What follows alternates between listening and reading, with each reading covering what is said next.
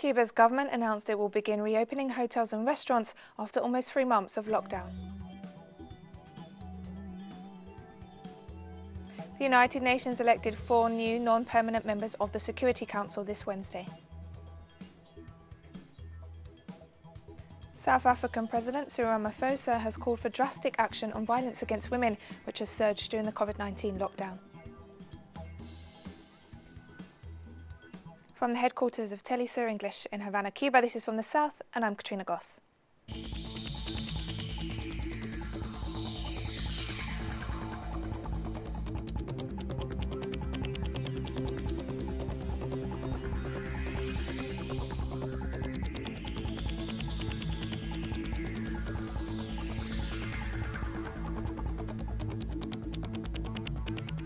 Cuba's government announced it will begin reopening hotels and restaurants after almost 3 months of lockdown. According to the government, the process will gradually unfold in 3 phases to avoid a spike in coronavirus cases. Meanwhile, new hotels are being built in Havana and other tourist resorts, and private restaurants are using the current suspension of services to refurbish their facilities, while also implementing new protocols to ensure visitors are protected from COVID-19. Social distancing, face masks, reduced occupancy and rigorous cleaning regimes will become the new normal for an expected jump in tourists once the country completely reopens. We want people to feel safe and assured that they will be in a safe environment. That's gotten better, not only with check-in, but also with cleaning of the rooms, air purification, and the food and beverage services. So in all facets, in the things we offer, we have improved, and I see that as very positive. We are getting ready for what is coming, because we think tourists will return in August. With the way things are going, I have set up in the restaurant 1 table per room, and I will provide the clients with the service they deserve. The Brazilian Senate passed an emergency law set to impact workers during the pandemic. The law, which will be submitted to presidential approval, authorises the suspension of work contracts for up to 60 days and enables employers to cut staff hours and temporarily reduce salaries by up to 75%. It was unanimously approved by the plenary session of the Senate. An amendment to the bill prohibited companies from charging states and municipalities for termination costs. Also, officials who receive a pension will not be entitled to receive unemployment insurance payments. The law is expected to be in force until the end of this year. And Brazilian President Jair Bolsonaro has presented lawmaker Fabio Faria as his new communications minister, heading a ministry that was closed under the last government. A representative of the Social Democratic Party, Faria is an ally of Bolsonaro and son-in-law of billionaire television presenter Silvio Santos, who also owns Brazil's 3rd largest TV network. I am grateful for the confidence, for the nomination, and I hope that I will be able to contribute as a communications minister.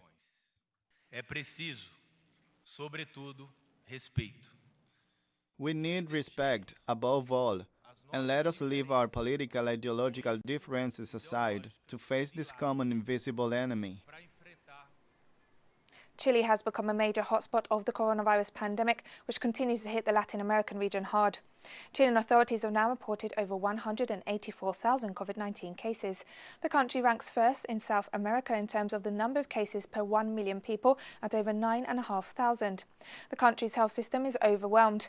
The number of cases began to rise when the government announced a so-called new normality, which has hit the poorest and most populated areas of the capital hardest, as the sectors who have no option but to go out and earn a living, thus exposing themselves to infection. Bolivia's de facto President Janine Áñez has revealed her intention to delay the country's elections in an effort to remain in power. On Tuesday, Áñez raised the possibility of postponing the vote by 2 months, arguing that there was a risk of infection from the novel coronavirus. Meanwhile, the coup regime is ramping up its campaign against the movement towards Socialism Party, which polls show is the favourite to win the September 6 elections. And the Supreme Electoral Tribunal of Bolivia has complied with instructions from the Attorney General's office to accuse the movement towards Socialism Party and former electoral authorities of electoral fraud in October last year. Our correspondent in La Paz, Freddy Morales, brings us the details. The State Attorney General sent 3 threatening letters and public demands for the Electoral Court to be constituted as an accusing part against the movement to socialism and members of the former Electoral Court. However, to this day, the President, who is the highest executive authority of the Supreme Electoral Tribunal, Dr. Salvador Romero Vallivian, has not been constituted as a plaintiff or active procedural subject. On Monday, the Supreme Electoral Tribunal finally announced in a statement that it is joining the judicial process. The strategy of the authorities of the de facto government and its political grouping together, which is running as a candidate Jeanine Áñez, is to annul the legal status of the MAS and so to avoid its participation in September's elections. We are going to continue to insist that the Supreme Electoral Court comply with the law, because the law states that if fraud is committed, the party that benefits from the fraud loses its legal personality. That is what we are demanding from the President of the Supreme Electoral Tribunal.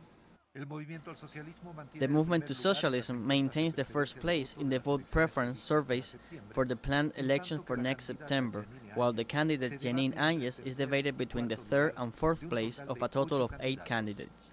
Áñez maintains a strong opposition to the elections being held on that date, on the pretext of the increase of coronavirus cases in the country. Freddy Morales, Telesur, Bolivia. Peru's health minister has claimed that COVID-19 fatalities are falling. To date, Peru has reported over 200,000 confirmed cases, ranking 8th in the world. The country has been under a nationwide mandatory lockdown for 3 months. The death rate in Peru is dropping. It's falling, slowly but surely.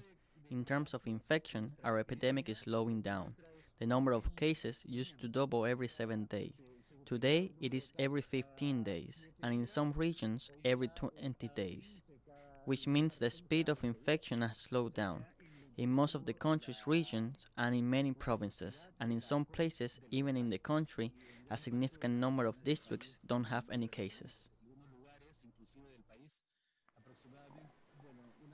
LATAM Airlines has suspended domestic operations in Argentina for an unknown amount of time due to the coronavirus crisis. LATAM, which is based in Chile, said it will maintain international flights. This is the first major cutback for Latin America's largest airline since it filed for bankruptcy protection last month.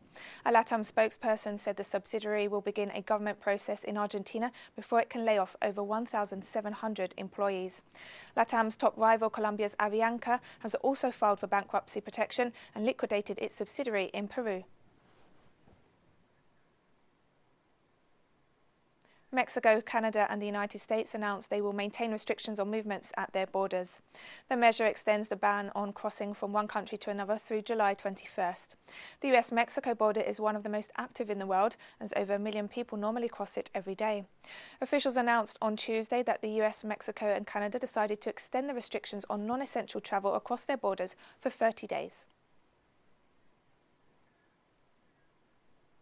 US President Donald Trump has sued his former national security advisor, John Bolton, in an attempt to block the publication of his memoirs, which he claimed are filled with classified information. The book addresses an array of topics such as chaos in the White House, the president's inconsistency, his haphazard decision-making process, and his dealings with allies and enemies alike.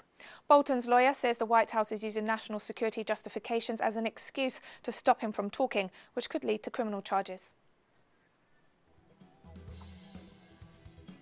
More stories coming up after this very short break, so don't go away.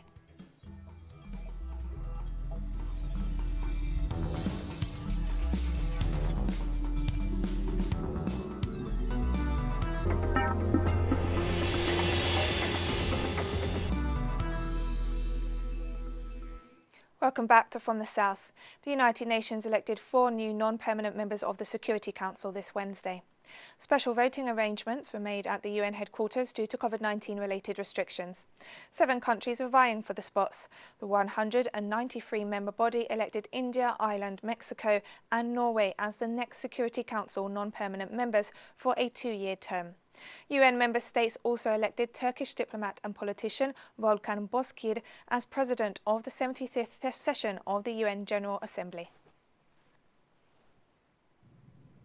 India will become a member of the Security Council at a critical juncture, and we are confident that in the COVID and the post-COVID world, India will continue to provide leadership and a new orientation for a reformed multilateral system. The President of the European Commission, Ursula von der Leyen, has said that it is time to talk about racism openly and honestly in the midst of ongoing protests sparked by the police murder of George Floyd. And let us look around here in this very hemicycle. The diversity of our society is not represented, and I will be the first to admit things are not better in the College of Commissioners or among the European Commission staff. And this is why I say we need to talk about racism and we need to act. It is always possible to change direction if there is a will to do so.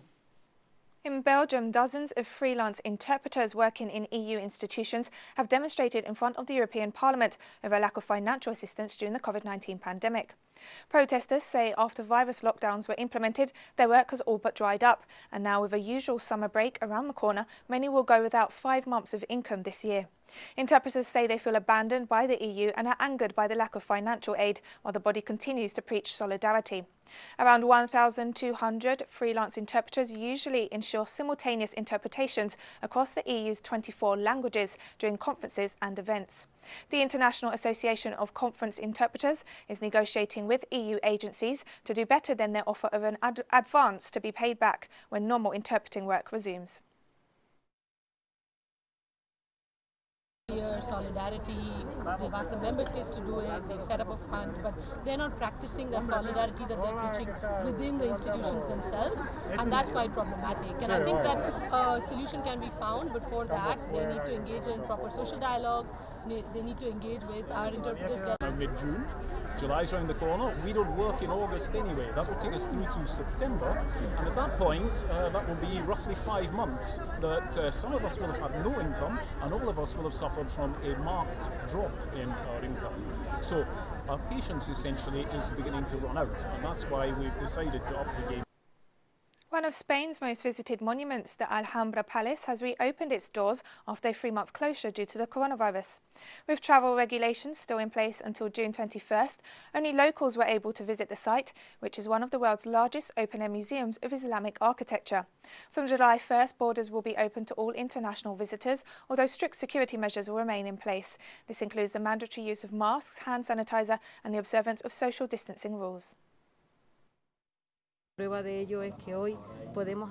we can open with all the safety guarantees. We are at 50% of our capacity for visits because we are in a phase 3, with all the measures set by health authorities to guarantee both the safety of our workers and the safety of the people who are going to visit us from now on. This is fundamental for us. China has called for a peace agreement with India to resolve the border conflict over the strategically important Galwan River Valley in the Himalayas. According to local media, on Monday night, 20 Indian troops were killed following a clash with Chinese forces.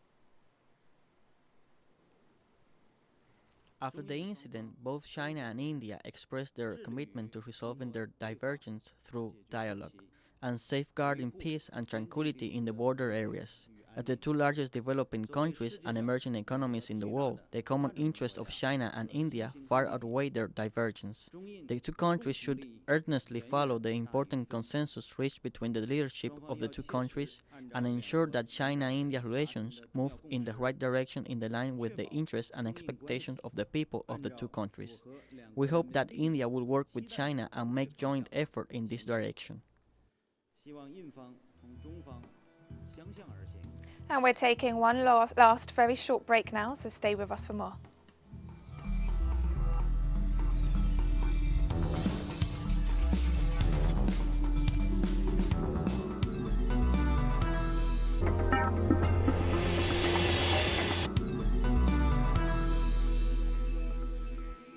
Welcome back to From the South. South African President Cyril Ramaphosa has called for drastic action on violence against women, which has surged during the current COVID-19 lockdown. During Wednesday's COVID-19 update, President Ramaphosa expressed concern regarding a rise in gender-based violence. During lockdowns imposed across the world due to the coronavirus pandemic, domestic violence has been on the rise globally and protests have erupted in South Africa. However, the President has appealed for calm and called on citizens to work with the government to combat violence against women so that the country doesn't end up fighting two wars alongside the pandemic. At a time when the coronavirus pandemic has left us all feeling vulnerable and uncertain, violence is being unleashed on the women and children of our country with a brutality that defies any form of comprehension. By looking away, by discouraging victims from laying charges, by shaming and insulting women for their lifestyle choices or their style of dress, we become complicit in these crimes. Chinese President Xi Jinping chaired an extraordinary China-Africa summit on solidarity against COVID-19 in Beijing this Wednesday. The summit, held via video link, saw the participation of African heads of state and government and representatives of different organisations, including the UN Secretary General and the Director General of the World Health Organization. At the Forum on China-Africa Cooperation Beijing Summit, we agreed to work together to build an even stronger China-Africa community with a shared future. Today's extraordinary China-Africa Summit on solidarity against COVID-19 is a concrete step to deliver the commitment we made at the Beijing Summit and to do our part in the international cooperation against COVID-19. I'm convinced that humanity will ultimately defeat the virus and that the Chinese and African people are poised to embrace better days ahead.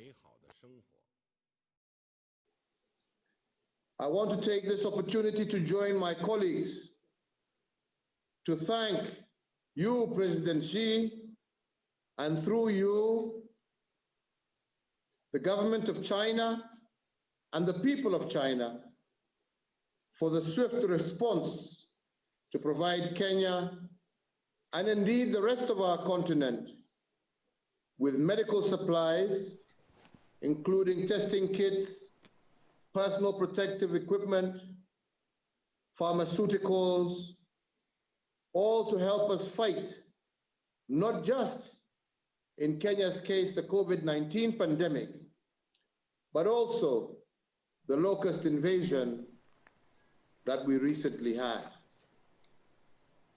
Over 20,000 people have been evacuated after a mudslide caused by major flooding in China's Xinjiang province. Local authorities say 14 people were successfully rescued, while 2 are still missing. A video filmed in Damba County shows the mud blocking a river and diverting waters which submerged streets and houses.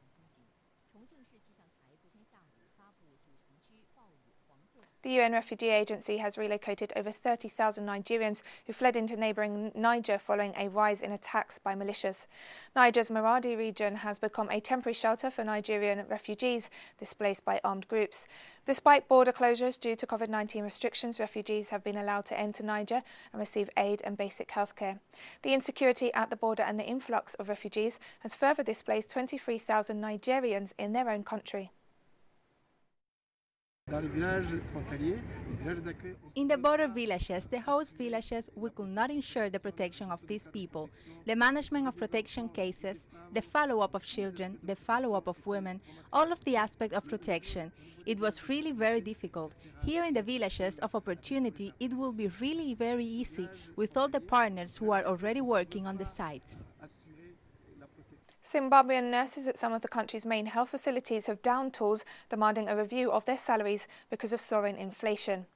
The health practitioners went on a strike just a few days after their salaries were allegedly slashed by almost half, as the country continues to bear the brunt of sanctions imposed by the United States and its allies.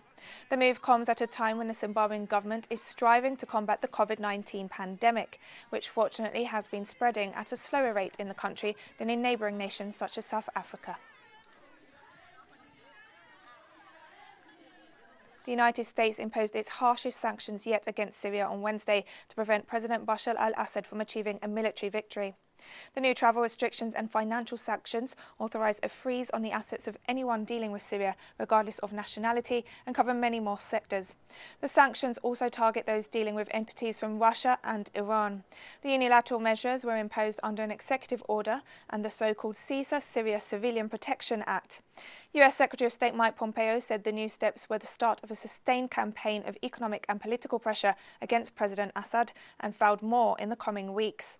Russia, China and Syria have strongly condemned the move, which comes in the face of the Syrian government's advances against US-backed terrorists and at a time when the country is facing a severe economic crisis. And we've come to the end of this news brief, but you can find these and many other stories on our website at telesurenglish.net. You can also join us on social media, Facebook, Twitter and Instagram. For Telesur English, I'm Katrina Goss, and thank you for watching.